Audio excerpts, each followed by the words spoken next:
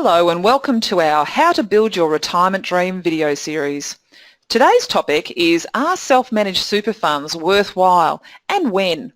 My name is Michelle Griffiths and I'm the partner of the Investment Advisory and Wealth Division at TAG Financial Services in Melbourne. Please keep in mind that this presentation is general in nature. Please do not act on any of the information without first seeking professional advice. Superannuation alternatives, in addition to obviously the self-managed superannuation funds, which is the focus of this seminar, is really about understanding what the differences that we have to choose from. So first of all, we have industry funds, and you see a lot of ads on the TV about the industry funds that are out there and how cheap they are. And they are, in a lot of instances, very inexpensive on the fees front. However, they do actually have quite a lot of issues associated with the insurance that you can get within those industry funds, and certainly the cost of that industry fund insurance policies are certainly not cheap. One of the other options that you have are employer superannuation funds.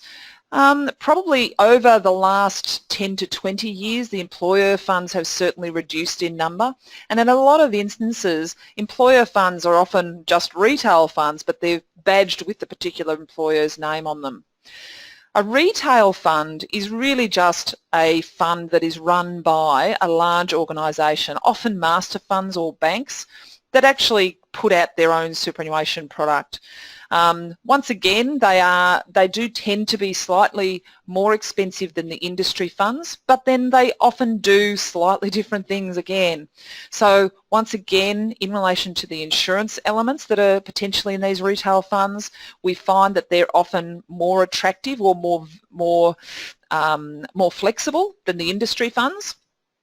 And certainly the range of investments you can select from in those retail funds is certainly more extensive than the industry funds will often allow. Superannuation wrap accounts is another option which gives you very direct control or options as far as what you invest in. Once again, these things are similarly priced to retail funds often, but give you the option of going into potentially going into a direct share portfolio as part of your superannuation account without actually having to have a self-managed fund. So it's almost like those superannuation wrap accounts are a bit of a hybrid between the retail fund and a self-managed fund. A self-managed fund is the other alternative that we're going to talk about today, and really a self-managed fund can be as much or as little self-managed as you want it to be. What we find is people get a little frightened of self-managed funds because they feel that they have to make all the decisions and deal with all the administrative aspects of the self-managed fund on their own. And the truth is that that can be the case, but it doesn't have to be the case. It really just comes down to how involved you want to be and whether the amount of involvement that you're likely to have weighs up with what the costs are associated with the self-managed fund versus some of the other alternatives. But why would you have a self-managed fund? Well, the majority of what we find clients who go into self-managed funds, the reason why they want a self-managed fund is because they want to have control over their investment decisions. They also want potentially a range of potential investment options that might not be readily available in some of the other options that we were talking about. Certainly not in the industry funds, and it might be that there's limited availability in relation to what you want to invest in, particularly in the retail and super wrap environments. In particular, some of the things that people are now using self-managed funds for quite readily is for direct property investment. Clearly, that would not be possible in an industry fund, employer fund, retail fund, or a super wrap arrangement because of the specific and individual nature of direct property investment. Flexibility and control over who receives your benefits in the event of your death, if you like, estate planning, is also another reason why self-managed funds can often be quite attractive. Some of the flexibility and the specific nature of what we can do in a self-managed fund on that estate planning side of things is quite unique.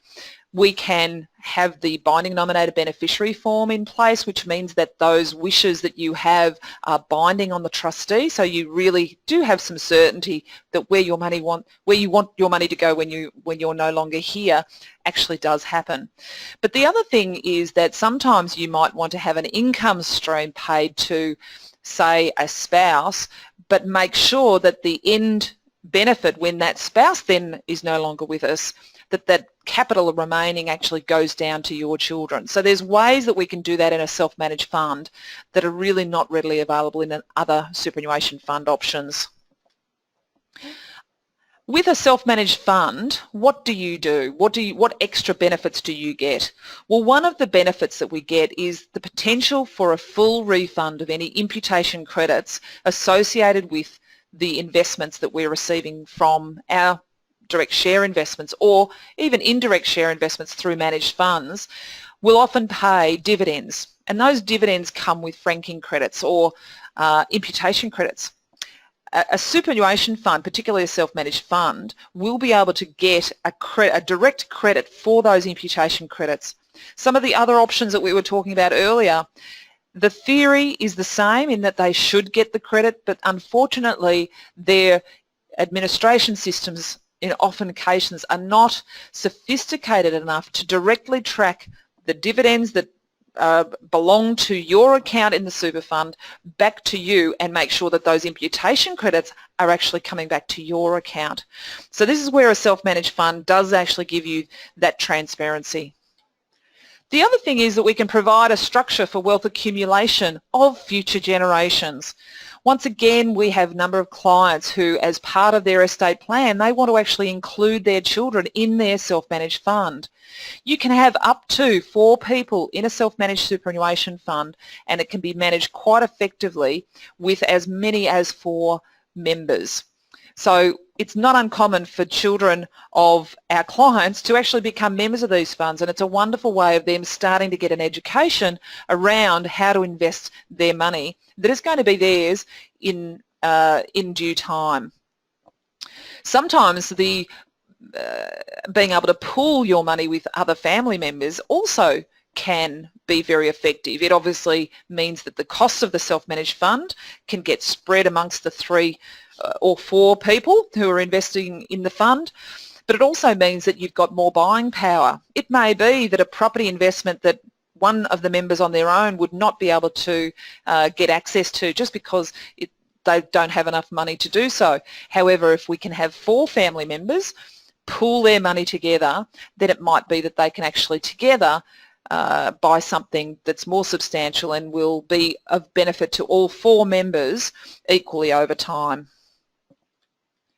Also, a self-managed fund may actually be cheaper to run. Why is that? Well, because a self-managed superannuation fund in most instances is a fixed dollar cost, because the main cost in a self-managed fund is the administration, the tax return, the accounts being prepared, and usually those types of costs come at a fixed price. We then have the audit, which once again is often a fixed price. So regardless of whether you've got $500,000 in that super fund or $1 million, the cost in a lot of instances will be the same. Whereas in a lot of the other alternatives that we were talking about earlier, the price is actually a percentage of the amount that you've got invested in that superannuation fund. So as your balance in superannuation doubles, so do your costs.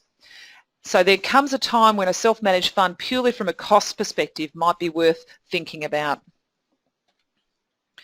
So don't hesitate to join our mailing list. You will receive TAG tips and updates, invitations to upcoming webinars and information sessions.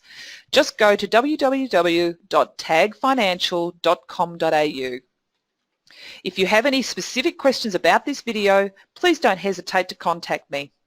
Thanks for listening, and bye for now.